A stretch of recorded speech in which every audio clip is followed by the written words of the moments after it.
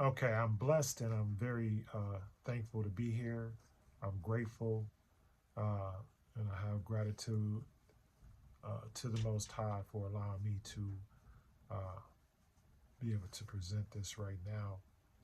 Um, and so a lot of what I've been meditating on, a lot of the downloads that I get that I get and that I have been getting, and they're pretty much consistent and they're along the same lines. Um, so the first part to this um, is that we must start to apply what we know, and so that's why my message is not going to uh, it's not going to change that much. My message is going to pretty much like stay um, pretty much the same. Um, so and when I say apply what you know, like we know a lot of stuff.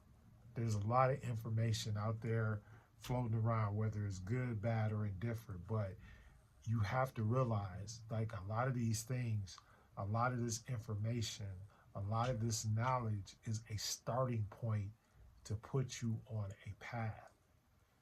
And people who are metaphysically aware understand that it's not trying to force you into a path, it's allowing you to let your own consciousness take you to the path that you're supposed to be on.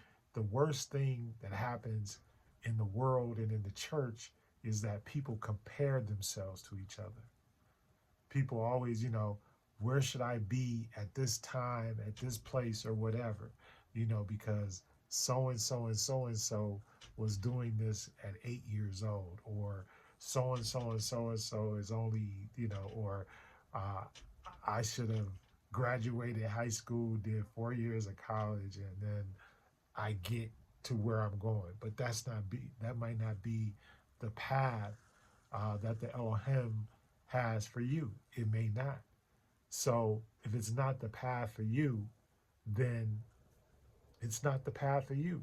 Nothing for you to worry about because wherever you're supposed to be, you're there right now. So that's why I keep telling people like stop comparing yourself.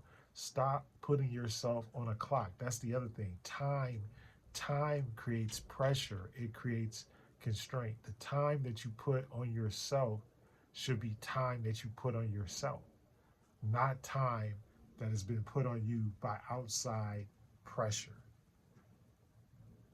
That's where you want to get to because that's true peace. Like when you don't have to wake up because the alarm clock went off, that's peace. When you could just wake up naturally, when the universe just wakes you up when it's time to get up, and when you get up, you don't feel tired, and you have energy, and you're vibrant, you have vibration, right? So start to apply what you know. Look, we are multi-dimensional beings, but everything that we are is based upon this environment. Our senses, and I'm starting to get into studying more about the senses and all of that. But all of your senses are activated by things that are on the planet or that are in the planet that are there. It's like the sunlight. We need sunlight because we are melanated beings. The sunlight, the vitamin D, all of those things, we are recharged we can get vitamin D through taking supplements, but we can also get vitamin D through what? Through going out in the sun, right? Going out in the sun, even though I probably need some. But do you see what I'm saying? So it's important for you. The same thing is true for you to be uh, in and around sunshine and water. What our body is made up of all of this water. And that's why when we're near the ebb and flow of the water, it's soothing to us, it's comforting. So you have to that, and so that's why we get into the whole thing about knowing your nature and knowing, because those things that are in comedic spirituality, those netters, they're not about being gods or anything like that. They're just showing you. They're just the representation, the symbology, the symbolic representation of your nature as a human being. This is what, as a human being, this is what you should be doing, or this is where this principle or the characteristic or the idiosyncrasy or whatever it is that's human, right? This is where it came from. Because what did the ancestors really have? The only thing they had to go on was what they saw. They didn't have any other books. They wrote the first book, and that's why I keep telling you, if you want to know something and there are sources there, go to the original source. That's all I'm saying. I've never been back, but look, but go to the original source, understand the original source, and then bring it up to modern day.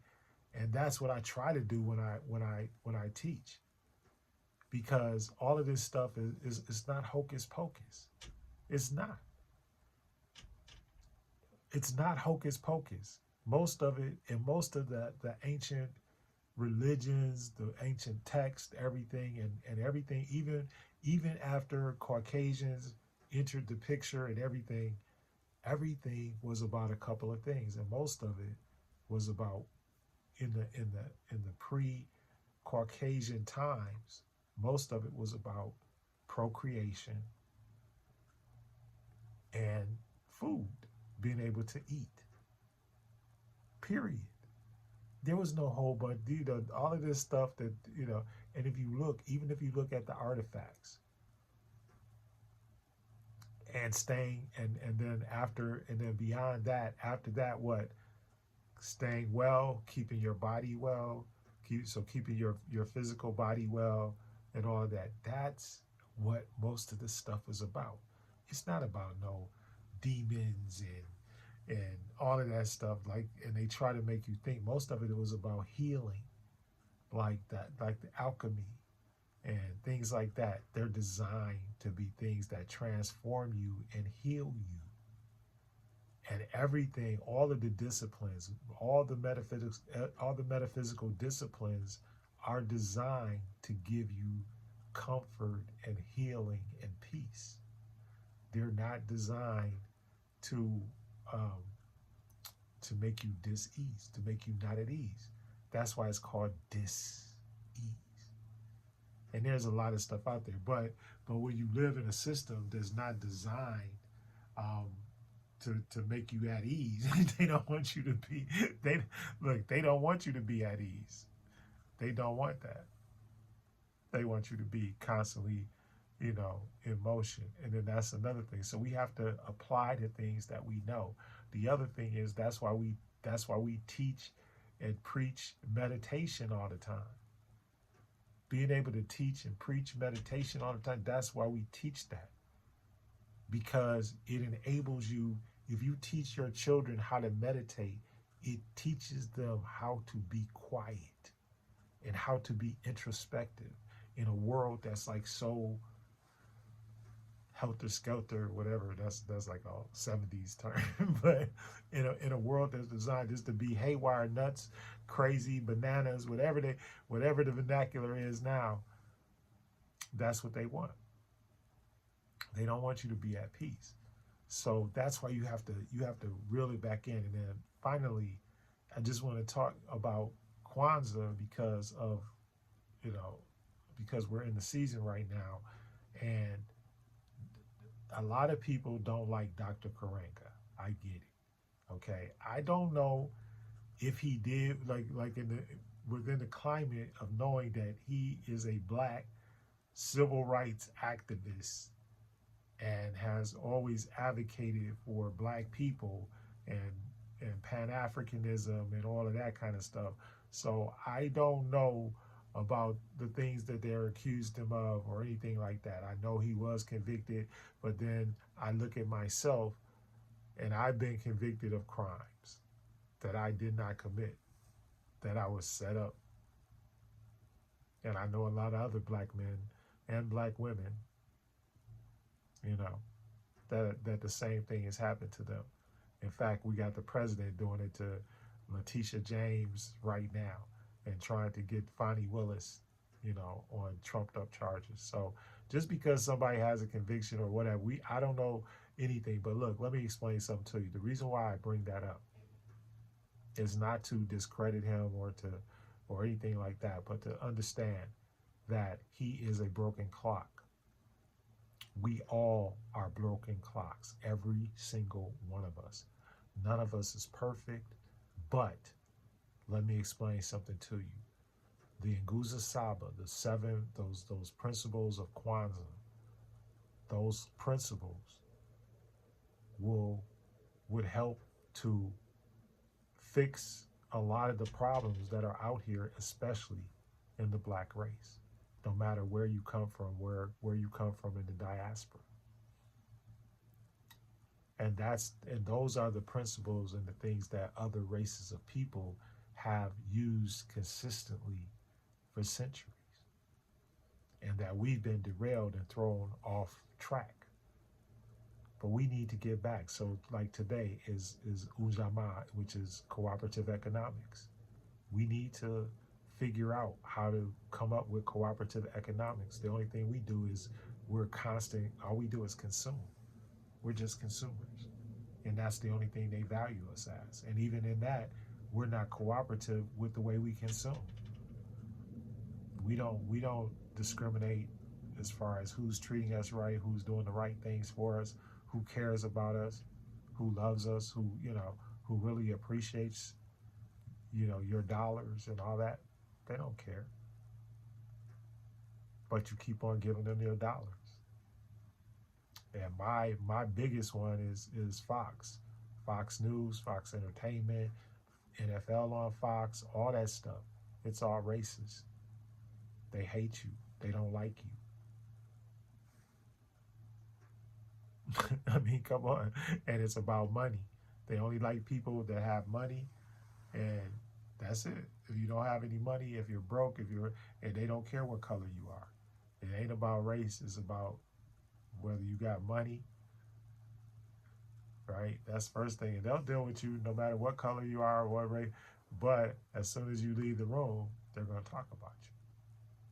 Whether even with all these people, Trump, you think Trump is going to these different places and making these deals even with Saudi Arabia? And we know Saudi Arabia had a huge part in 9/11.